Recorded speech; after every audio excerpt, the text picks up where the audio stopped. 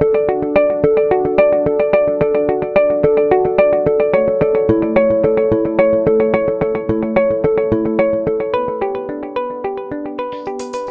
friends, welcome back.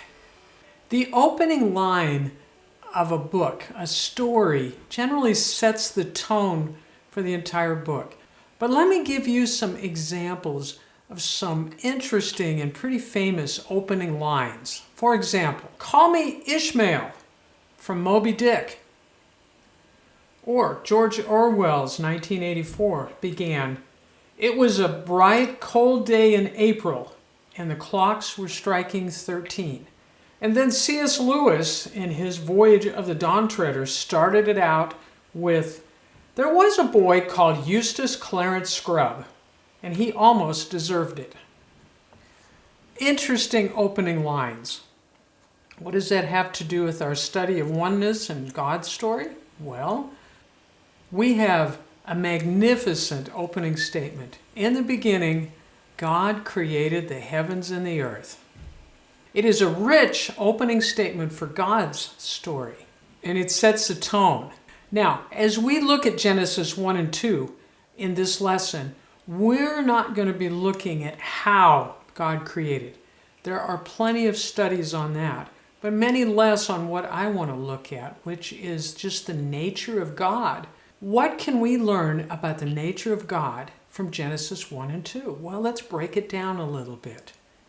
In the beginning, that tells us that this is when time began, and that's one of those concepts that it's hard to wrap your brain around. How could time not exist? And yet we're told right here, in the beginning. And then, in the beginning, God.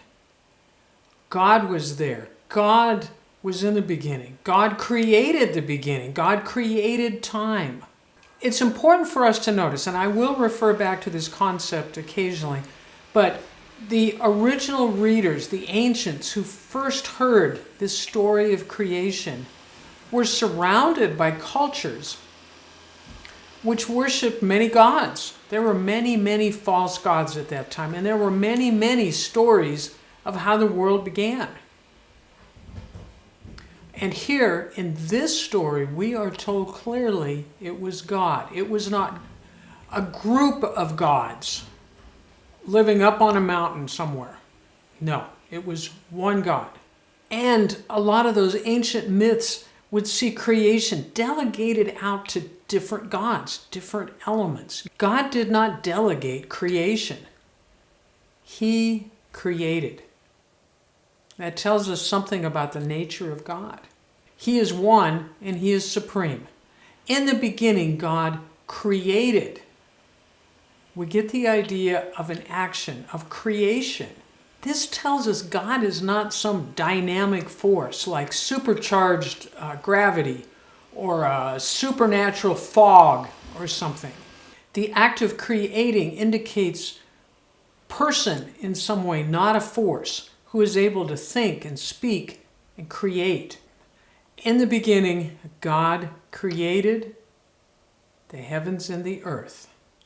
These were created by God. In some ancient myths, the earth created the gods, or the sun created a god who then created other gods.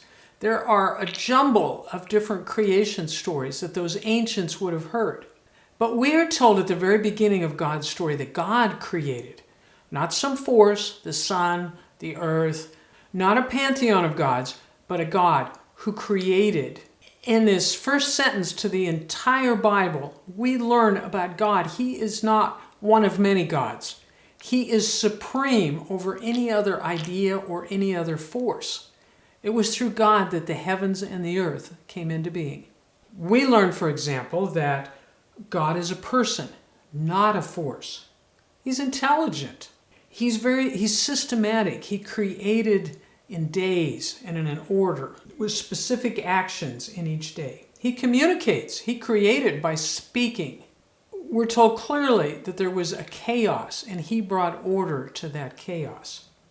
We get hints, even in that very first chapter of Genesis, of the Trinity. of the idea of the three in one, the three persons in one. I'm going to address that a little bit later. Trinity is a difficult concept for us. We see here about God as a promise keeper. When he speaks, things happen. And as you read through the account of Genesis, particularly Genesis 1, you will see that each day, each step, it says, and it was good. Whether it was the sun and the moon and the stars, whether it was the plants, whether it was the fishes, whatever, it was good. It tells us God is good. His creation was good. We see this overcomer nature because we see chaos given order. We see darkness given light. That idea, God overcomes. And in the first two chapters of Genesis, we see God's abundance. Did we really need all the vegetables and all the trees and all the plants, all the varieties of fishes and animals? They aren't needed for just survival, but they provide a picture of God's abundance. God provided and created abundantly and richly. What's so exciting as we read through creation and we see God speaking in creation, that his words are powerful and they are good. This way that he created, systematically adding the different elements of our world, all of that was good. And it says that in Genesis 1. It was good. It was good. That tells us about the nature of God. It expresses his nature of goodness and of love, of grace, of abundance. The other thing we see is we follow through in Genesis 1 through the story of creation, is when the story comes to humans created, humans were very good. It was God's intent to create this world to be populated by people. The creation story climaxes on day 6 when humans are created. After that, on day 7, God rests. Creation is complete. It's full. At the end of Genesis, in verses 26 and 27, we are told that humans were made in the likeness or the image of God.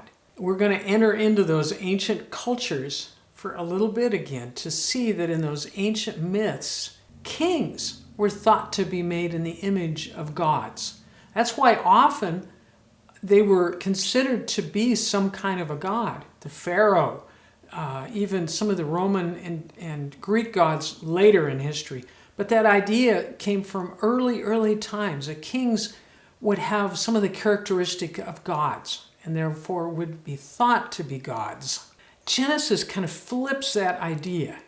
Genesis offers us a radical idea that people are to be like kings in that they are given authority and they are in the image or likeness of God.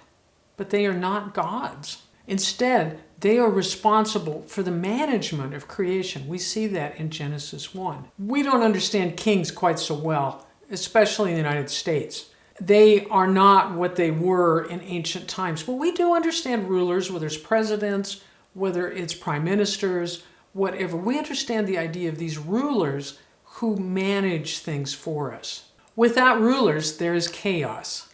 And admittedly, sometimes wicked rulers bring their own kind of chaos or darkness. But we're not going there right now. We'll tackle that subject in a future lesson.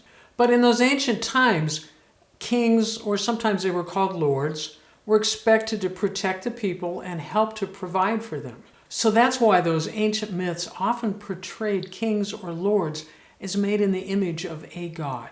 But that idea, it takes on new meaning when we're looking at the end of Genesis.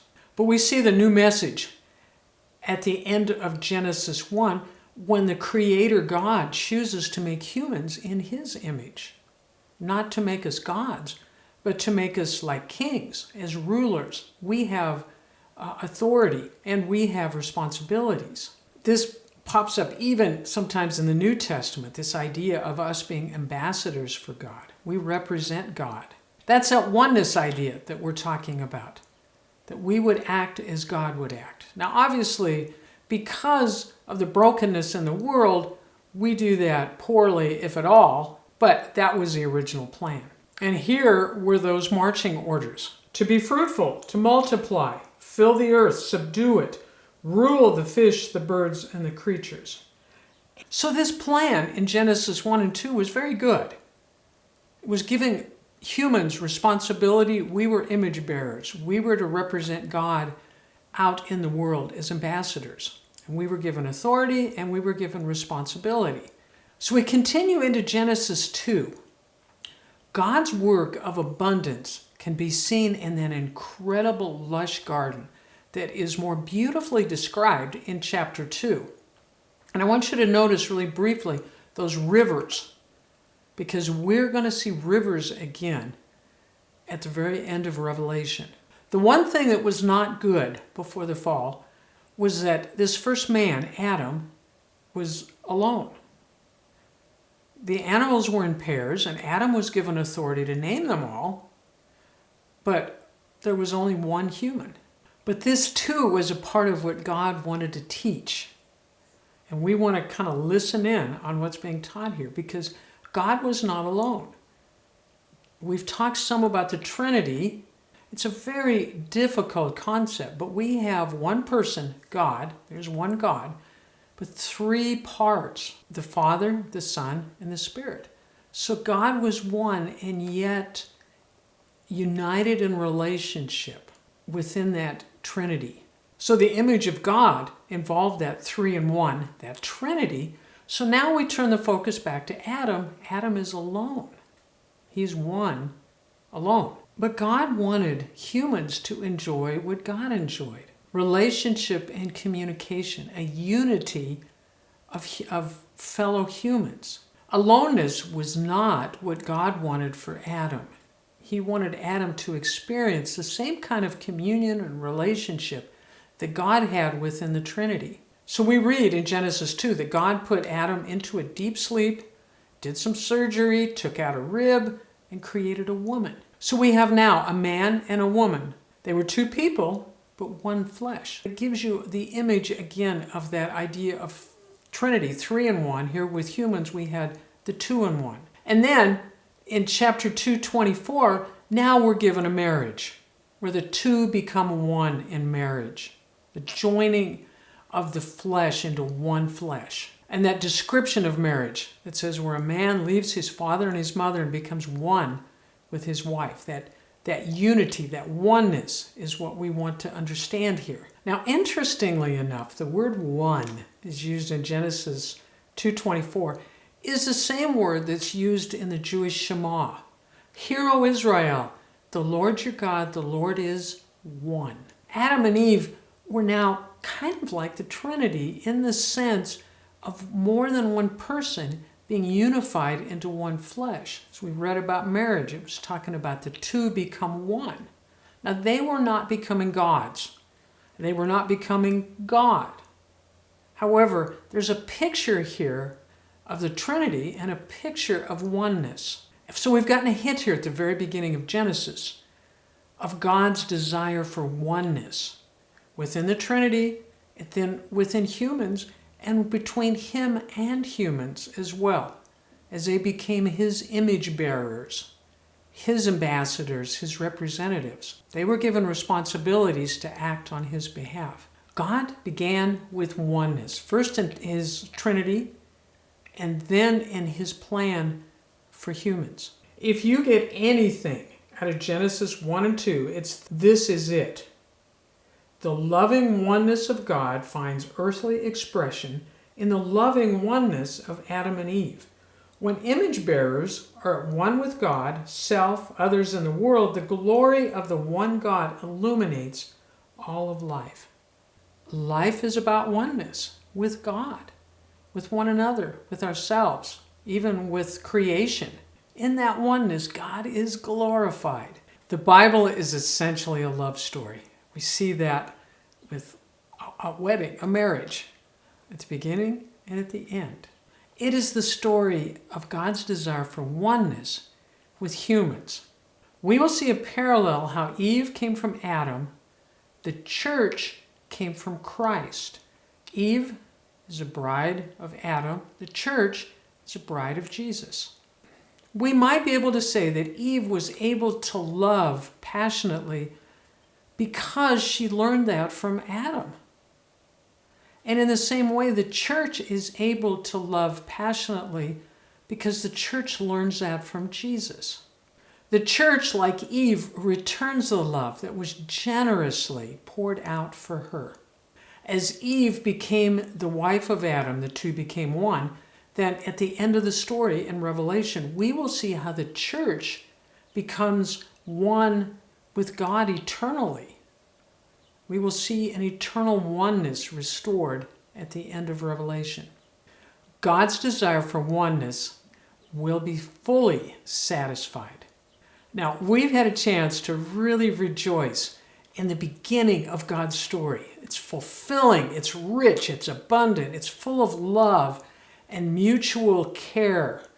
And I have pointed to Revelation where we see that oneness restored, and the love and the tenderness and sacrificial care is restored between the bride of Christ and Christ. Oneness is restored in between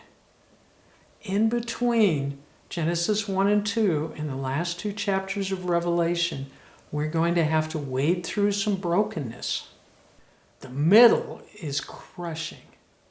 As we look at our next lesson next time, as rebellion and brokenness break in on God's story of oneness, we will see how God offered Adam and Eve oneness, intimacy with Him as well as with each other.